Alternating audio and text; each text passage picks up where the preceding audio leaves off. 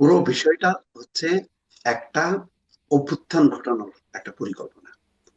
খেয়াল করেন যে হাদির জানাজায় মানুষ স্বতঃস্ফূর্ত ভাবে গেছে হাদির প্রতি তাদের শ্রদ্ধা ভালোবাসা নিবেদন করতে।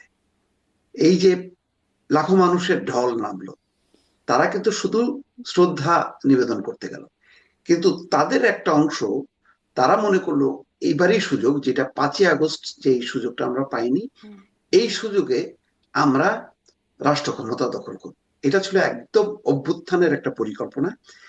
তাদের একটা অংশ দৌড়ে তারা পার্লামেন্টে ঢোকার চেষ্টা করলো এবং মাইকে এমন ভাবে একটা আহ্বান জানালো যেটা অত্যন্ত দৃষ্টিকটু। আপনি আপনি খেয়াল করেন, বলা হয়তো এটা 1981 সালের জিয়াউর রহমানের পরে এইটা হচ্ছে সর্ববৃহৎ জানাজা।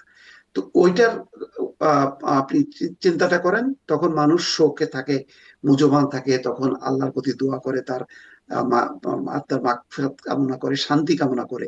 অর্থাৎ ধর্মীয় যে একটা ভাবাবেগ, ভাব বীর্য পরিবেশ, এটা কিন্তু তা ছিল না। তারা হাদির লাশকে নিয়ে তারা বিক্ষোভ করতে চেয়েছে, হাদির লাশকে সামনে রেখে রাষ্ট্র ক্ষমতা দখল করতে চেয়েছে। এবং সেইভাবেই পরিকল্পনা যে আপনারা এটার পরে ওখানে যান, ওখান থেকে শাহবাগে আসেন, শাহবাগ থেকে একটা অভ্যুত্থান করা ফেলেন।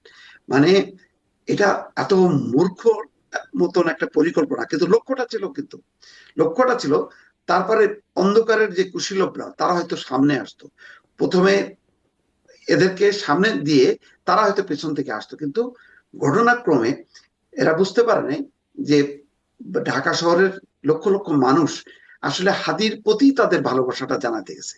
তারা রাষ্ট্র ক্ষমতা দখল করতে যায়নি, বা সেই ধরনের পরিকল্পনা ছিল না। এই ধরনের, অর্থাৎ ভারতীয় আধিপত্যবাদ, হাদির মৃত্যু, আওয়ামী দোসর, এই ধোঁয়াগুলি তুলে তারা একটা অরাজক পরিস্থিতির মধ্যে ক্ষমতা দখল করতে চেয়েছিল। এইটা ছিল আসলে মূল পরিকল্পনা। কিন্তু ঘটনাক্রমে আইন শৃঙ্খলা বাহিনী ওই হাদির জানাজার দিনই তারা অ্যাক্টিভ হয়েছে। যখন নাকি সবাই সতর্ক হয়েছে, তখন কিন্তু ওই পরিকল্পনাটা আসলে বাস্তবায়ন হয়নি। সরকারের কাউকে কাউকে সামনে ঢাল বানিয়ে তারা মানে এই পরিকল্পনাটা করতে চেয়েছিল। কারণ এই শক্তিগুলি তারা নির্বাচন চায়নি। তাদের বরাবর প্রথম থেকে, গত 1 বছর থেকে তাদের অ্যাক্টিভিটিস ছিল নো ইলেকশন। তাদের হলো সংস্কার, বিচার, এইসবের নাম করে তারা একটা উগ্রপন্থার একটা উদ্ভব চেয়েছিল, যে আর একটা বিপ্লব হবে।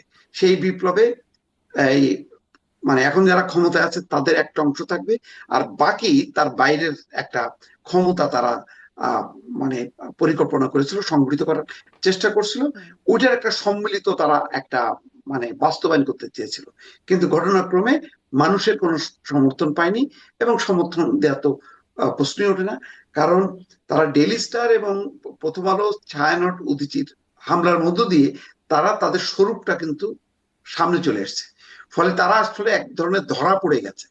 এখন এটাকে ধামাচাপা দেওয়ার জন্য সরকার অ্যাক্টিভ হয়ে বেশ 2 দিন 3 দিন পরে একটু তৎপর হয়ে, এখন বিশ্বের যখন চাপ, নানা আন্তর্জাতিক সংস্থা, দেশ, তাদের যখন কি চাপ তারা দেওয়া শুরু করলো, তখন তাদেরকে এখন আটক করা শুরু করছে। কিন্তু খেয়াল করেন, এখনো পর্যন্ত কিন্তু এদের মুখ থেকে, যেমন আমরা দেখলাম কি, ধরেন আয়শা, ওই যে মোহাম্মদপুরে হত্যাকাণ্ডের পর যাকে অ্যারেস্ট করা হলো, সাথে সাথে তাকে তার কাছ থেকে কিন্তু জবানবন্দি নেওয়া হলো, এবং সেটা কিন্তু পাবলিকলি প্রকাশ করা হলো।